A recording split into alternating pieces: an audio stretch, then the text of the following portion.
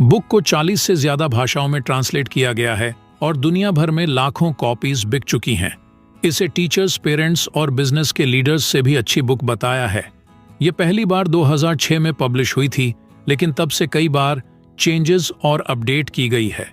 इस बुक को ड्वे कई रिसर्च के बाद लिखा है।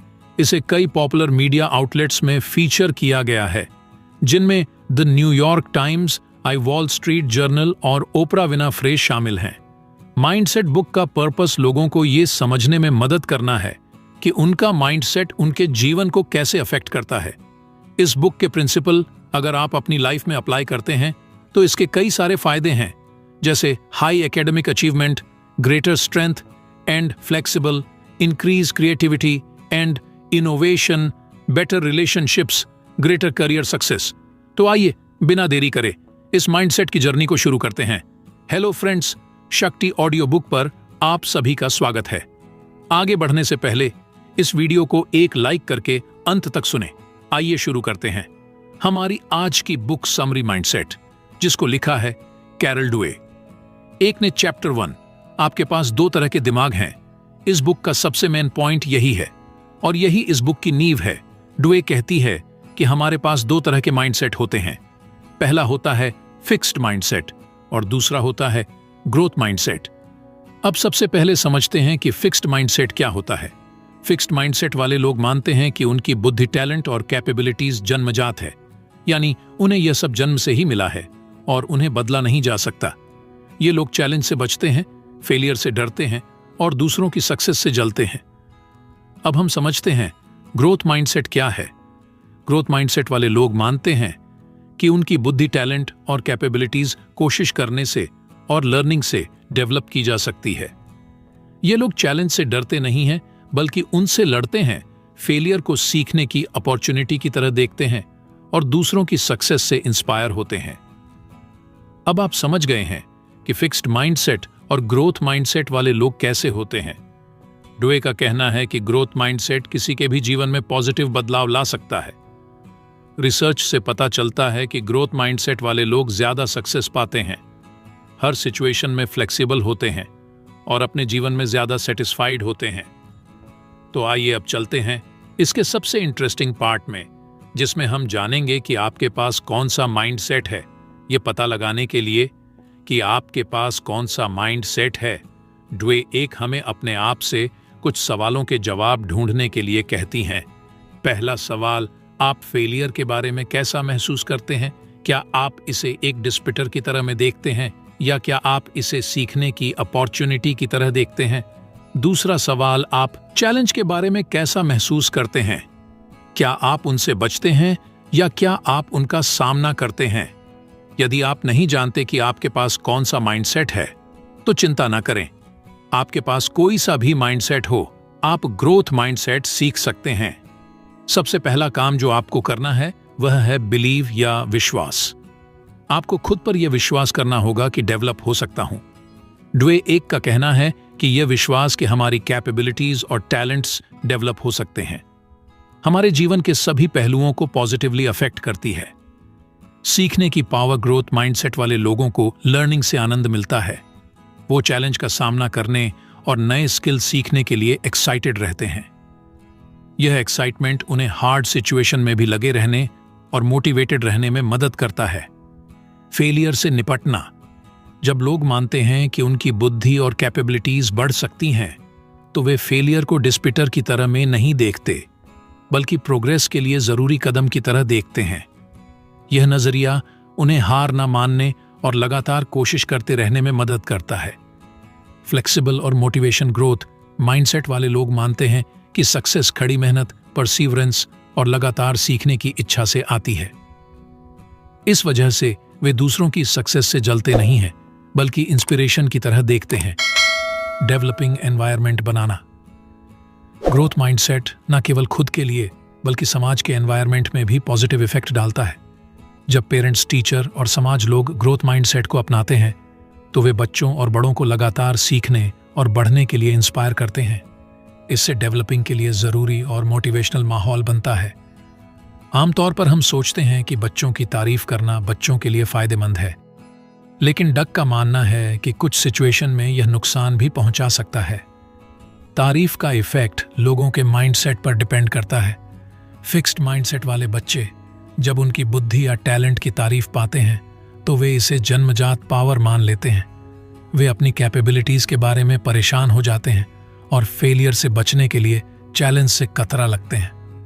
ग्रोथ माइंडसेट वाले बच्चे जब उनकी मेहनत या कोशिश की तारीफ पाते हैं तो वे इसे प्रोग्रेस का इशारा मानते हैं।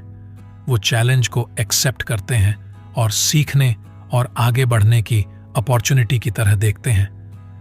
नेगेटिव तारीफ वह होती है जिसमें कभी कभी तारीफ का तरीका भी हार्मफुल हो सकता है। एग्जाम्पल के लिए, तुम कितने होशियार हो कहने से फिक्स्ड माइंडसेट को बढ़ावा मिलता है, जबकि तुमने कितनी मेहनत की है कहने से ग्रोथ माइंडसेट को बढ़ावा मिलता है।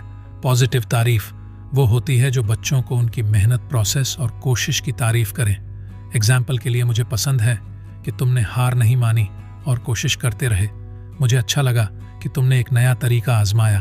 तुमने कितना सुधार किया है, यह देखकर मुझे गर्व है। इस तरह की तारीफ से बच्चों में ग्रोथ माइंडसेट डेवलप होता है और वे सीखने और बढ़ने के लिए इंस्पायर होते हैं। हर चीज पर फिक्स्ड और ग्रोथ माइंडसेट का असर होता है। आइए जानते हैं।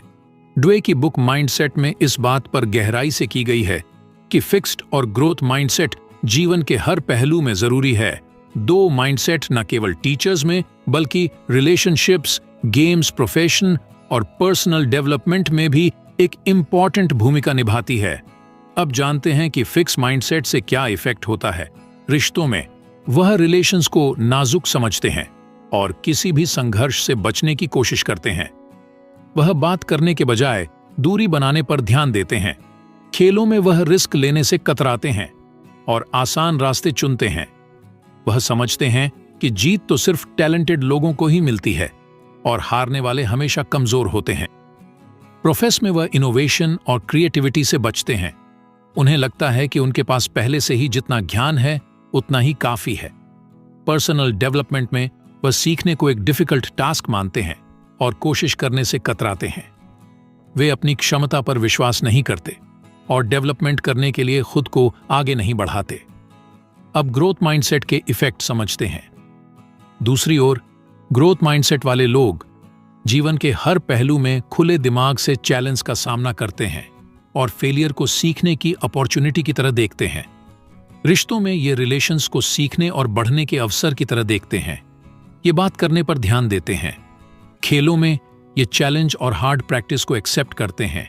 जीत को मेहनत का नतीजा मानते हैं और हार को बेहतर बनने के मौके की तरह देखते हैं। प्रोफेशन में ये इनोवेशन और क्रिएटिविटी को गले लगाते हैं, लगातार सीखने और डेवलपमेंट करने की कोशिश करते हैं। पर्सनल डेवलपमेंट में ये सीखने को एक सुखद अनुभव मानते हैं और सीखने के लिए लगातार कोशिश करते हैं। यह अपनी क्षमता पर विश्वास करते हैं और खुद को आगे बढ़ाते हैं। अब हम बात करेंगे कि कैसे परफेक्शनिस्ट एम हमें पीछे खींच सकता है। अगर सिंपल शब्दों में बताऊं तो परफेक्शनिस्ट एम मतलब हर चीज को सही करने का जुनून और फेलियर का डर। परफेक्शनिस्ट एम वाले लोग अक्सर चैलेंज से बचते हैं। कई बार यह लोग छोटी छोटी बातों के लिए भी खुद को शर्मिंदा मानते हैं और ये लोग लाइफ को अच्छे तरीके से एंजॉय भी नहीं कर पाते। ग्रोथ माइंडसेट को अपनाकर हम परफेक्शनिस्ट के इफेक्ट को कम कर सकते हैं। जैसे ऐसे गोल सेट करो को आपको डेवलपमेंट दे। अगर आप कोशिश भी कर रहे हैं किसी काम को करने की तो उसकी तारीफ करें, गलतियों से सीखें, छोटे कदम उठाएं और आगे बढ़ें। अब हम बात करने वाले हैं चैप्टर 2 के बारे में, जो है putting growth mindset to work. इसमें सबसे पहले जानेंगे कि स्पोर्ट्स या गेम्स में कैसे इसका यूज किया जाए। किसी भी स्पोर्ट्स में प्लेयर का माइंडसेट उसकी परफॉर्मेंस मोटिवेशन को इफेक्ट करता है। तो जो फिक्स्ड माइंडसेट वाला प्लेयर होता है वह अपने टैलेंट को जन्मजात मानते हैं और इसे सुधारने के लिए कोशिश नहीं करते।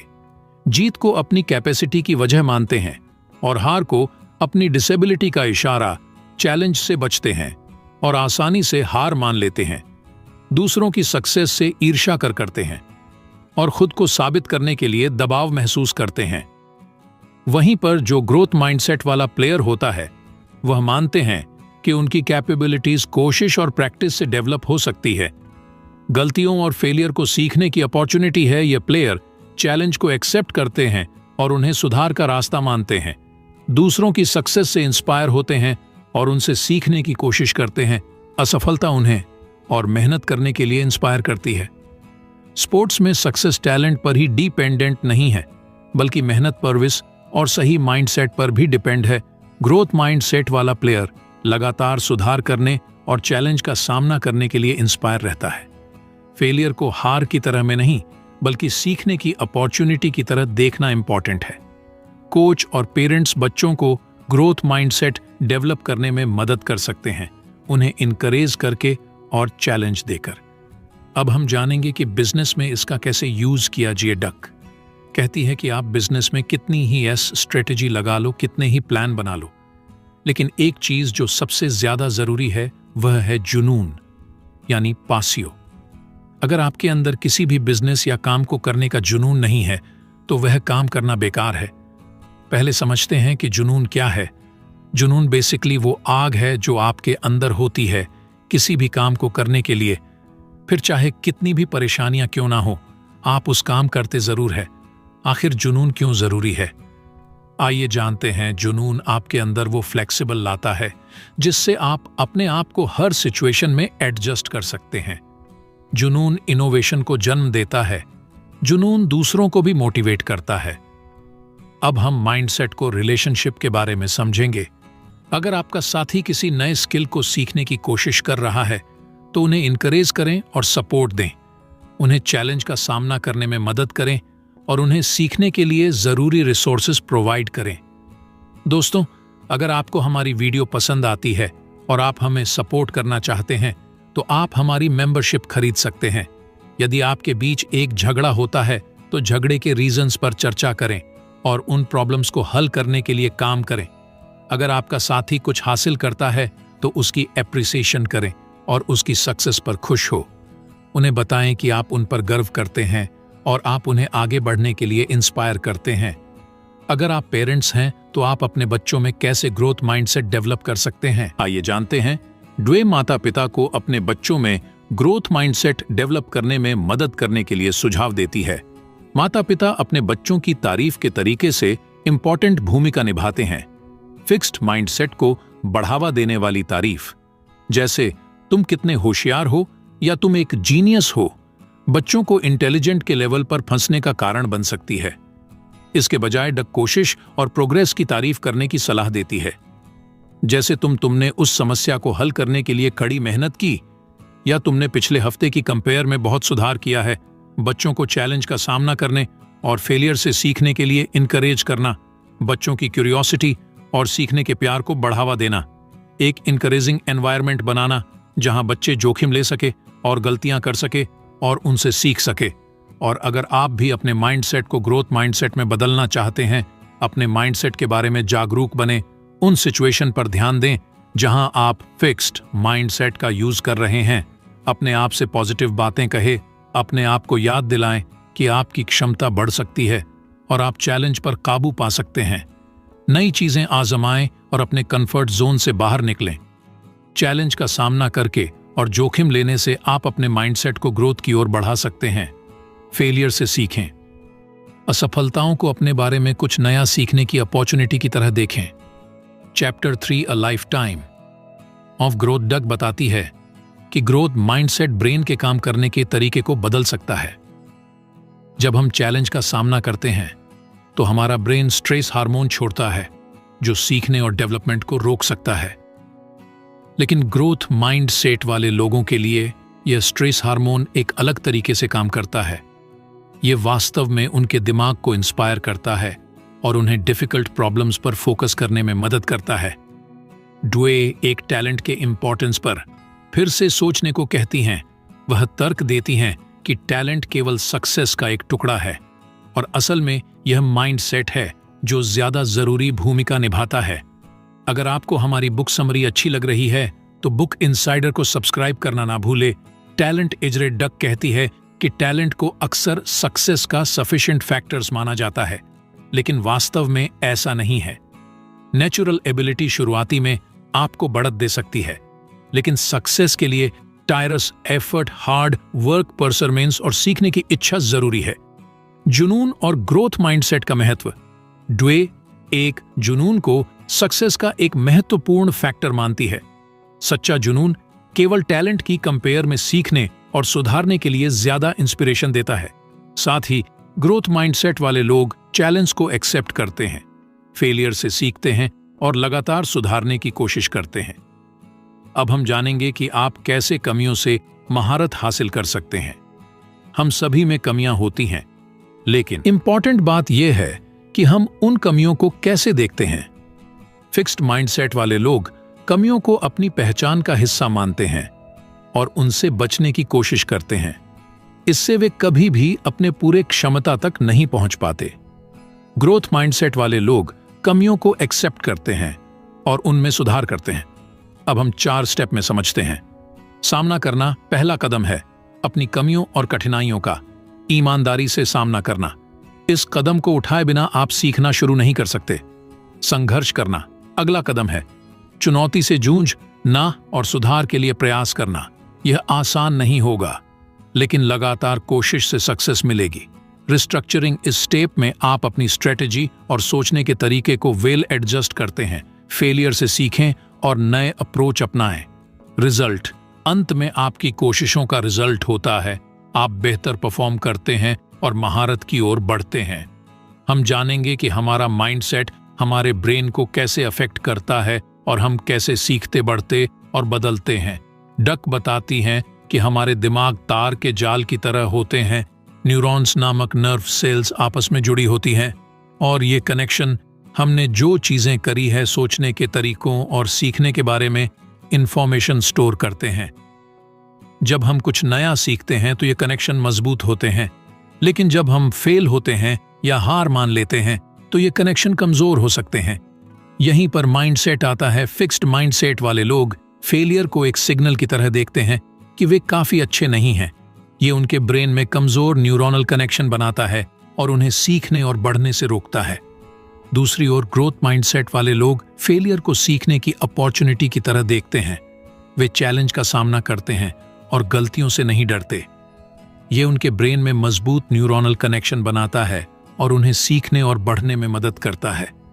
एक रिसर्च में डुक ने पाया कि जब स्टूडेंट्स को बताया गया कि उनके दिमाग बढ़ सकते हैं तो उन्होंने बेहतर परफॉर्म किया और फेलियर की ओर ज्यादा फ्लेक्सिबल दिखाई। Chapter 4 and message growth mindset को अपनाना। इसमें डुक ग्रोथ माइंडसेट को अपनाने के फायदे की याद दिलाती है और इसे अपने जीवन में शामिल करने के लिए ठोस कदम सूझा है। ग्रोथ माइंडसेट जीवन में महत्वपूर्ण क्यों है, वह तर्क देती हैं कि यह हमें फ्लेक्सिबल, स्ट्रेंग और सीखने का शौक बनाता है। यह हमें चुनौतियों का सामना करने, फेलियर से उभरने और अपने गोल्स तक पहुंचने का साहस देता है। ग्रोथ माइंडसेट के साथ हम अपने जीवन में कंटिन्यूअस ग्रोथ और डेवलपमेंट का एक्सपीरियंस करते हैं। ग्रोथ माइंडसेट कैसे एडवांस करें? अपने माइंडसेट से अवेयर होना, अपने थॉट्स और बिहेवियर्स पर ध्यान दें जो फिक्स्ड माइंडसेट को दिखाता है। जब आप इन्हें पहचान लेते हैं तो उन्हें ग्रोथ माइंडसेट के थॉट्स और बिहेवियर से बदलने का प्रयास करें। चुनौतियों को गले लगाना, चुनौतियों से बचने के बजाय उन्हें सीखने और बढ़ने की अपॉर्चुनिटी की तरह देखें। हर गलती को सुधारने के मौके के रूप में लें और हर फेलियर से कुछ नया सीखें। कोशिश पर ध्यान दें। टैलेंट या जन्मजात कैपेसिटी पर फोकस करने के बजाय अपने कोशिशों और प्रोग्रेस पर ध्यान दें। यह देखना कि आप कितनी मेहनत कर रहे हैं और आप कितनी दूर आ चुके हैं आपको इंस्पायर रखिएगा और ग्रोथ माइंडसेट को मजबूत करेगा। दूसरों की तारीफ करें। दूसरों की सक्सेस को उनकी जन्मजात कैपेसिटी से ना जोड़ें, बल्कि उनके कोशिश और कंटिन्यूटी की तारीफ करें। इससे आपको यह सोचने में मदद मिलेगी कि दूसरों की सक्सेस आपकी सक्सेस को कम नहीं करती है, बल्कि आपको इंस्पायर करती है। समाज में ग्रोथ माइंडसेट डेड वेक यह भी चर्चा करती है कि ग्रोथ माइंडसेट को स्कूलों, वर्क प्लेसेस और हमारे सोसाइटी में कैसे पनपाया जा सकता है।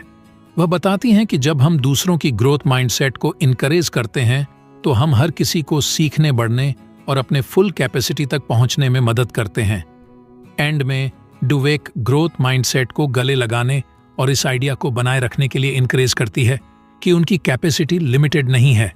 वह हमें चुनौती देती है कि हम लगातार सीखते रहे, बढ़ते रहे और जीवन में आने वाले अवसरों का स्वागत करें। तो फ्रेंड्स, ये थी हमारी आज की बुक समरी। आपको कैसी लगी कमेंट करके ज़रूर बताएं और धन्यवाद आपका समरी एंड तक सुनने के लिए।